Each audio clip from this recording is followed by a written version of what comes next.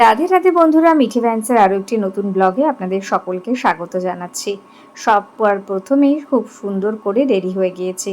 অনেক দিন পর কিন্তু শাড়ি পরেছিলাম, তাই ভাবলাম একটা ছোট্ট করে ভিডিও বানিয়ে নিই। শাড়ি কেন পরেছিলাম সেটা ধীরে ধীরে করে আপনাদের সাথে শেয়ার করব। তো চলুন, এবার শাড়ি পরে রেডি হয়ে এবার সোজা যাব একটি জায়গায়। কোথায় যাচ্ছি সেটা একটু পরেই আপনাদের সাথে শেয়ার করব। যাই হোক, আজকে ছিল হচ্ছে বাড়িতে গণেশ পুজো। আমার হাজব্যান্ড নিজে হাতে সেই পুজো করেছিল, কারণ আমার শরীর খুব একটা বিশেষ যেহেতু ভালো ছিল না। দেখুন তো আমার হাজব্যান্ড কেমন করে সুন্দর করে সাজিয়েছে। সব কিছু কিন্তু নিজে একা হাতে বাজার করে এনে এত সুন্দর করে সাজিয়ে তারপরে কিন্তু অফিসে গিয়েছিল। দেখতেই পাচ্ছেন, দুর্বাকেও খুব সুন্দর করে কিন্তু একদম গার্ডার দিয়ে পেঁচিয়ে তারপর ঠাকুরের সামনে রেখেছিল। আমি যেমন যেমন বলে দিয়েছিলাম ঠিক তেমন তেমন করে আমার হাজব্যান্ড পুজো দিয়েছিল। আর গোলাপ ফুলটা, পদ্ম ফুলটা কিন্তু দিয়ে দিয়েছিল। আর এদিকে আমি তার পরের দিন যখন সুস্থ হয়ে যাই, তখন আমি শিব ঠাকুরের মন্দিরে গিয়েছিলাম পুজো দিতে। তো চলুন, সেই ভিডিওটাই আপনাদের সাথে অল্প বিস্তর শেয়ার করে নিচ্ছি। এই মন্দিরেই বরাবর আমি শিব ঠাকুরের পুজো দিয়ে থাকি, সেই জন্য এখানকার পুরোহিতরাও আমাদেরকে চিনে গিয়েছেন। তো সকালবেলা এসেই কিন্তু আমি এই পুজোটা দিয়ে দিই। আর বানিয়েছিলাম আবারও ঠেকুয়া। ঠেকুয়া কীভাবে বানিয়েছিলাম সেই প্রসিডিওরটা অবশ্যই আপনাদের সাথে শেয়ার করব। আর কেমন লাগছে এই ব্লগগুলো সেগুলো কিন্তু অবশ্যই কমেন্ট করে জানাতে কিন্তু ভুলবেন না। আর ছিল হচ্ছে লক্ষ্মীবার, তাই মা লক্ষ্মীর ভালো করে পুজো অর্চনা করে নিয়েছিলাম। আপনারা সব সময় দেখবেন যারা কিনা ভক্তি অর্চনা করে তারাই নাকি অনেক সমস্যার সম্মুখীন হয়। আসলে কিন্তু সেটা নয়। যারা ভক্তি অর্চনা করে তারা সব সময় ভগবানের ওপর এতটাই ভরসা রাখে যে ভগবান তাদেরকে ঠিক সাবধানে ওপরে উঠিয়ে নিয়ে এগোতে সাহায্য করে। আমি জীবনে যত যেই পরিস্থিতিতেই পড়ি না কেন, কখনোই ভগবানের প্রতি বিরূপ প্রতিক্রিয়া রাখি না। আমি জানি আমার সাথে যেটা হচ্ছে তার পিছনে নিশ্চয়ই কোনো কারণ রয়েছে এবং ভগবান সঠিকভাবেই আমাকে কিন্তু আগে এগিয়ে নিয়ে যেতে সাহায্য করবেন। আপনারা কিন্তু মনে কষ্ট পাবেন না যদি ভগবান আপনাকে কখনো কোনো কিছু না দেন। ভাববেন আপনি সেই সময়কার জন্য সেটার জন্য যোগ্য হয়ে ওঠেননি। অনেক বড় দায়িত্ব পেতে গেলে সেই যোগ্যতাটাও আপনাকে অর্জন করতে হবে। সেই কারণেই বলছি, ভগবানের ওপর কখনো মন খারাপ করবেন না। তিনি সঠিক সময়ে সব কিছু আপনাকে ঠিকভাবেই দিয়ে দেবেন। জীবনে চলতে চলতে এমন একটা সময় আসবে যখন দেখবেন মনে হবে আপনার কাছে কোনো কিছুই জীবনে ভালো লাগছে না, সব কিছুতে একটা বিরক্তি বোধ হচ্ছে। তখন চেষ্টা করবেন জীবনের যে পুরনো স্মৃতিগুলো আছে সেই স্মৃতিগুলোকে একবার ঝালিয়ে নেওয়ার। দেখবেন সেখানে এত সুন্দর সুন্দর মুহূর্ত ছিল।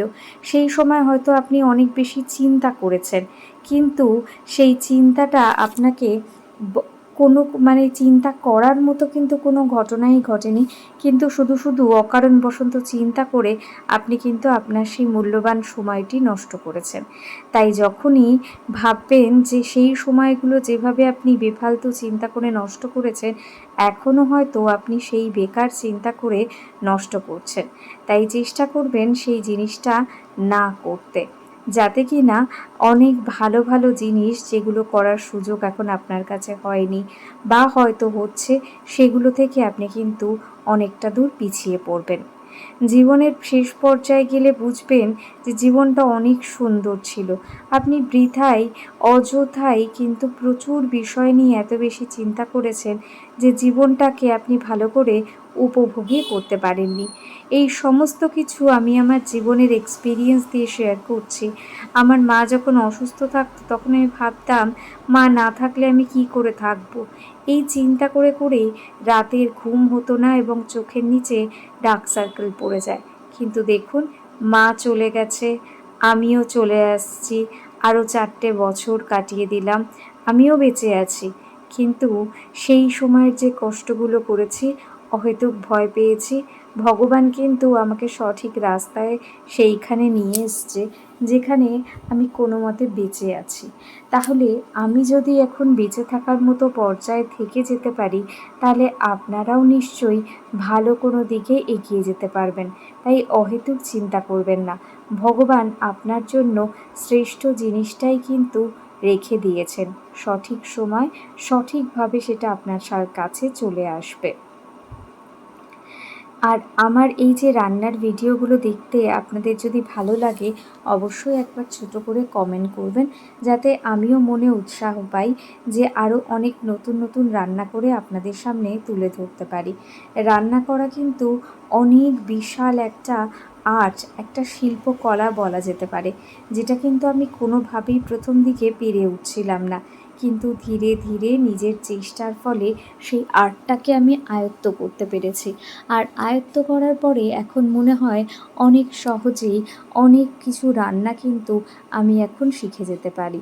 আর এই যে বিস্কিটটা দেখছেন, এটাকে নাকি প্রজাপতি বিস্কিট বলে। এটা আমার ভীষণ পছন্দের একটি বিস্কিট।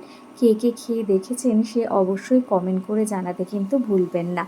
আজকে আমার গোপালকে কি সুন্দর লাগছে দেখুন। যে ফুলটা এনেছে ওই ফুলটার নাম মনে হয় চন্দ্রমল্লিকা। আপনারা কাইন্ডলি জানালে আমাকে একটু জানাবেন। মানে জামার সাথে ফুলটা একদম ম্যাচিং হয়ে গিয়েছে।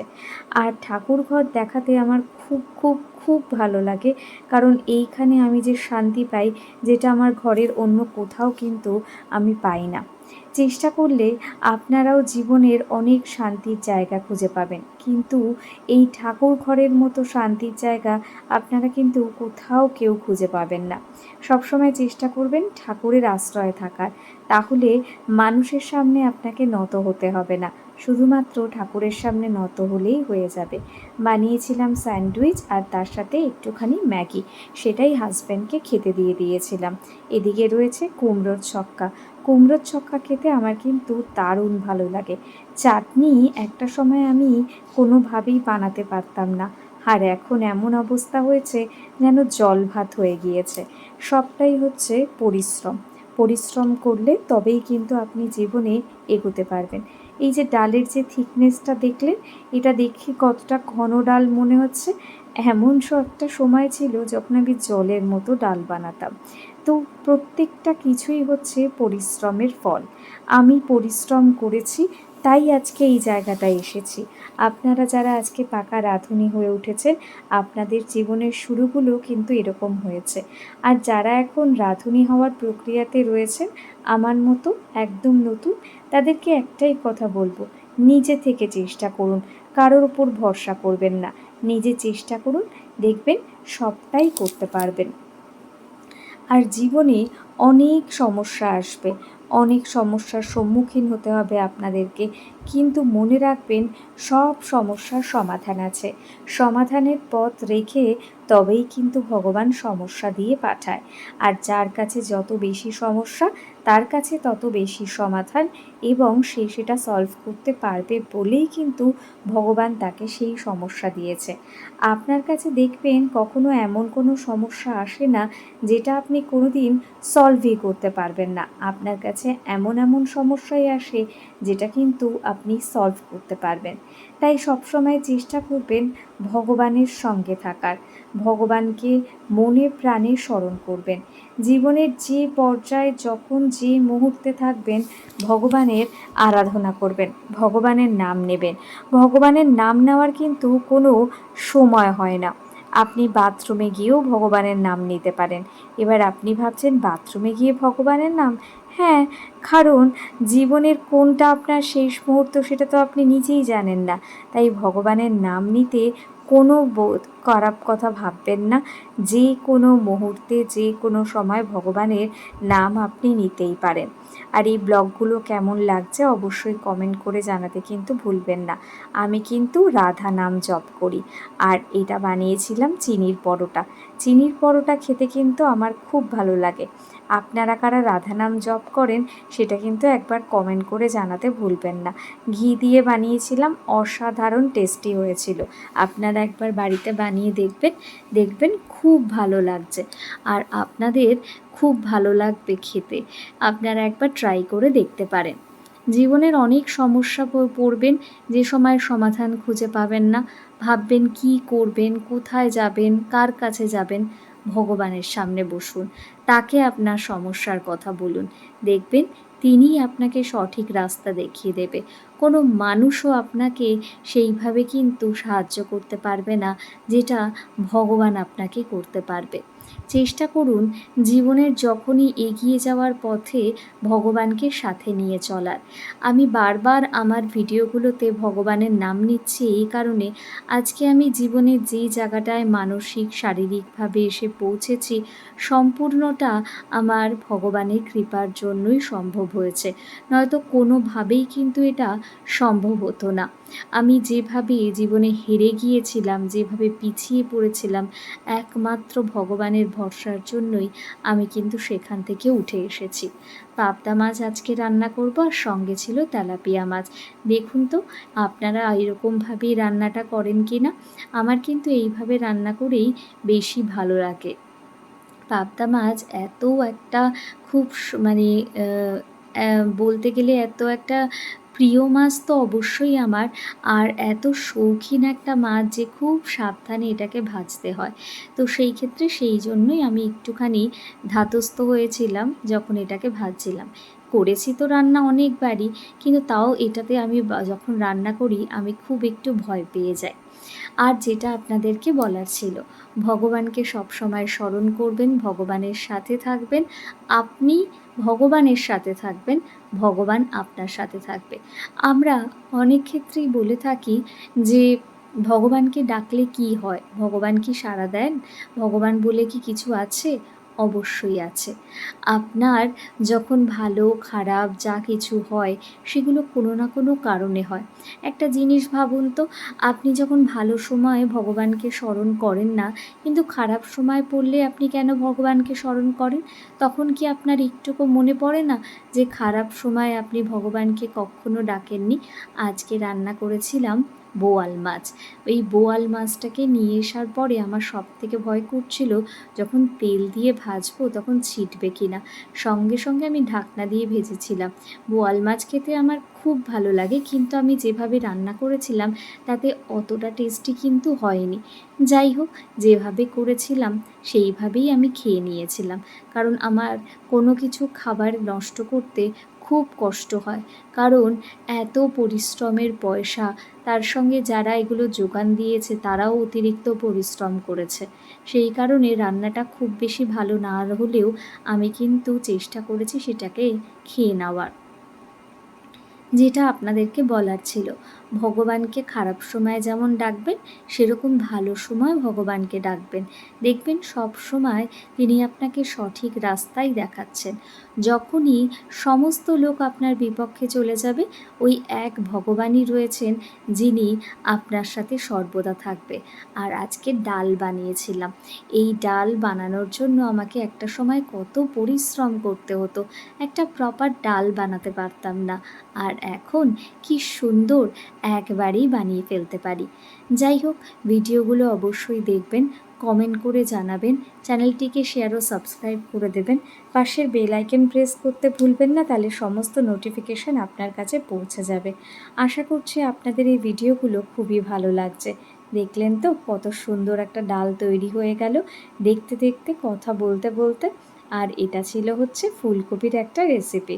ফুলকপির এই রেসিপিটাও আপনাদের দেখতে দারুণ লাগবে। আশা করি আপনারা বাড়িতে সবাই এইভাবেই রেসিপি রান্না করেন।